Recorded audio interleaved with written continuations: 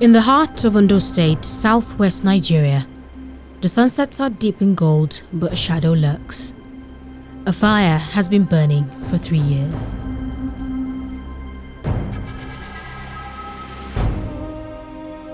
This is Ororo Field OML 95, an oil exploration site located in the Awoyi community in Ileaja local government.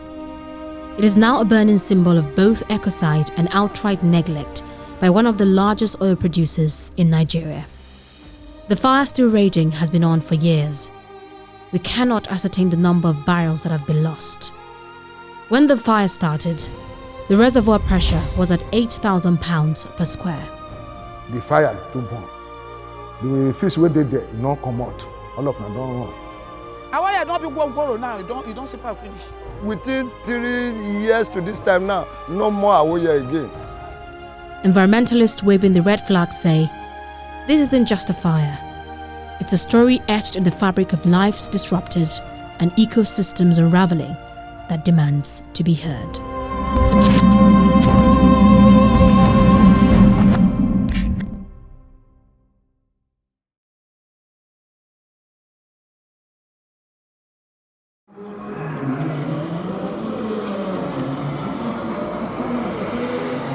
Hop on a boat from Sapele and in 3 hours, you'd find yourself in the heart of Awoyi.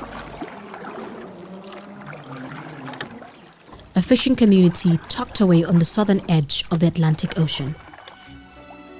It's a place where the rhythms of life are dictated by the ebb and flow of the tide, and where the Ororo oil field has become an unexpected protagonist in their story. Temi Ajimisogbe is a withered fisherman born and bred in Awoyi. For him, the ocean isn't just a source of livelihood, it's a way of life. But as he shares, the oil spill has made fishing almost impossible, turning the once vibrant waters into a battleground of ecological injustice. Now, we no be fishing for that around again. That area where that fire dey go now, we no be fishing for there. Even so, we fishing till tomorrow, till 1 week. We no go catch even single fish because of the 12 say that we don't know where the fire they come from down. For inside ground, how the fire they come from, we don't know. Make them question, they no fit question. Whether they no fit question, whether they no you understand what they happen for there. Before when they come for this Awoyi, they come mess around. They say they will be selling company. I did for here by that time where the sell company don't come. The second company don't come talk say then see oil for inside ground. Our papa is still there by that time. Then say they no go gree. Then come back say they go come fish this place. Say they come fish away if they don't draw petrol finish. If away they don't they begin simple out. Say they go come then they come fish am. Now what you that you? They don't draw the petrol finish now. Now why are they simple just though? Olayinka Ayeni is a spurly 90-year-old who has seen the tides of time. She isn't just celebrating her birthday, she's contemplating the future of her community. Make the government help me. Now die we dey for a year. This time we never pieces. We dey enjoy. We enjoy. Now we pieces. Nothing. I die with this. During the time of our father, this fishing be our occupation, where we dey do. For this our tenure now, we no dey get anything. No fishing again. Even person where they fishing crayfish, they no dey get again. Who is the enigmatic figure hogging the spotlight? No one knows yet. However, Chief Happiness Abiye, the community head, steps up to spill the tea, peeling back the layers for us. The field don't blow. When it blow, carry one, they call am OTC. You know OTC? That boat, then they call am OTC. You don't come here. If you can't come here, you don't fit to do the job. The boat let don't turn for water. When they fund for water, when they carry big boat, come carry all the people who dey there. never to die. When carry am go, the roof is too burn. After one, they call Chevron. Chevron don't tell us say, "No, don't get the location. We machine and don't get the location." I call said since that day, said not come. But this isn't just Awoi's tale. It's a microcosm of the Niger Delta, home to over 30 million people. The same delta that has been both the lifeblood and the victim of oil exploration for decades. No better water, no food, no anything, sir. That water will be carry our houses for there. If you want to tell government, no find anything, you go find. No stop the water. Industry insiders spill the beans, saying decades of exploration have turned this once thriving region into one of the most polluted places on Earth. The numbers don't lie. Over 800 oil spills were recorded by Nigeria's National Oil Spill Detection and Response Agency in just 2 years. That is not just a statistics. It's a grim reality painted in barrels of spilled oil and hectares of ruined land. It is a big shame, as far as I'm concerned, that for 3 years, the Nigerian state has failed to give hope to the people of Ondo State, for the people of Delta State, for the people of the Niger Delta, that such an occurrence will last for this long.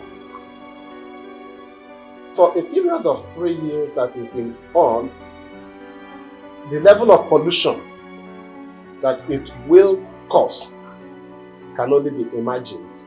From the chemicals that gets off to the release of carbon dioxide and possibly methane substances into the environment creates its own harm. In 2020 and 2021, Nigeria's National Oil Spill Detection and Response Agency recorded 822 oil spills, resulting in 28,003 barrels spewing into the environment. The burning and the spilling has been ignored simply because the Nigerian government and the oil companies don't care about Nigerians. All they ever care about is the resources being extracted from the area. It's about the money from petroleum resources, never about the life of the people. This is why life expectancy in the Niger Delta is at an abysmal 41 years, one of the lowest anywhere in the world. So the ignoring the incident is not accidental. It's just a very clear illustration of the lack of care of the system for the people and for the ecosystem. Before that flame could be continuing like that, because from the experience we had in the Chevron gas explosion of Kulama, we saw from a distance, when we got closer, we saw that the gas was continually fueling the flames. In the night, that fire in the night will also affect the ecosystem, the marine ecosystem. In 2020, when the fire broke out, Nigeria's National Oil Spill Detection and Response Agency tweeted to Halliburton that Halliburton had been engaged to assist in extinguishing the fire. The Niger Delta is one of the most sensitive ecosystems in the world, where a barrel of crude oil spilled in one spot can cause ecological devastation all across, the area, right? And so when you have consistent burning of hydrocarbon, like the one happening in the Ororo oil well, when you have that, it means that the people who are predominantly fisher folks and farmers can no longer carry out their trade. They can no longer fish because the fishes are pretty much gone, and the place is totally polluted. We have a research that demonstrates very clearly that the more our dependence on crude oil revenues increased, so did our dependence, our investment in other areas of the economy, other productive area, decline simultaneously. So we actually lost more thriving cleaner sources of revenue on account of our reliance on crude oil. With these incidents, that a large percentage of hydrocarbon is released into the atmosphere, and the plant that would have helped to contain that carbon is going to be destroyed, or is actually being destroyed by the impact of the spill and the burning. So that makes the ecosystem, the environment, the people more vulnerable than what they were previously. The voices of those people needs to be heard. In 2022, the Nigeria Energy Transition Plan was launched to chart the pathway for Nigeria's ambitious plan of achieving net zero by 2060.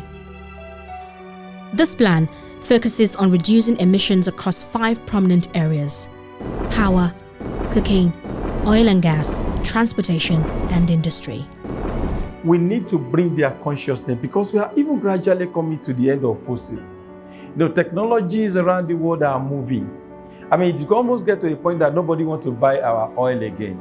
And then it is even better for them to start thinking from now. There is a lot of potentials. There are a lot of resources. There are a lot of renewable resources. There are a lot of alternative economies that this country can develop. Everywhere, almost everywhere in Nigeria is arable farmlands, and we importing food. Everywhere you have sunlight, and we having problem, we having energy crisis. What happened to renewable energy? So we need a political shift from this dependence on fossil that is draining our environment, for people to begin to think about alternatives and renewable energy.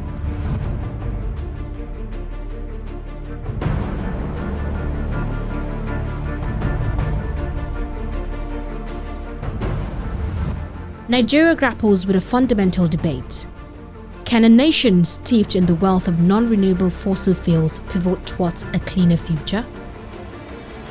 This isn't just Nigeria's quandary. It's a global debate reverberating in the halls of power and the homes of everyday citizens. We must listen, and we must act, and we must choose wisely. On behalf of these and future generations, I urge you, choose ambition, choose solidarity, choose to safeguard our future.